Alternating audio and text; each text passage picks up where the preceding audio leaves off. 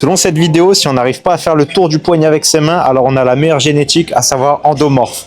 Malheureusement, ça n'existe pas. Vous avez déjà dû entendre mésomorphe, endomorphe, ectomorphe, etc. Tout ça, ça n'existe pas. Ce sont des morphotypes, on appelle ça comme ça, mais c'est faux. Alors, par contre, ce qui existe, c'est la génétique. Par exemple, la taille ou la longueur des segments.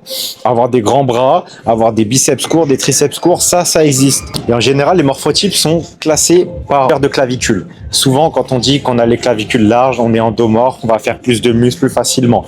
Ou alors, quand on est étroit de clavicule, on aura plus de mal à faire du muscle. C'est totalement faux.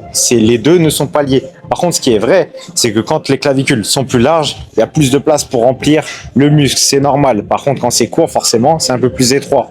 Mais c'est un peu comme une feuille de papier. Si vous prenez une feuille de papier que vous étendez de manière plate, ça va être plus allongé. Si par contre vous la pliez, ça va faire comme une petite montagne et vous serez un peu plus en hauteur. C'est pour ça qu'on a des gens qui sont plus larges et d'autres plus étroits, mais plus massifs, en tout cas plus tankés. Donc grosso modo, on ne naît pas ectomorphe, endomorphe ou mésomorphe, mais la génétique, la longueur de nos segments nous classe dans des morphotypes.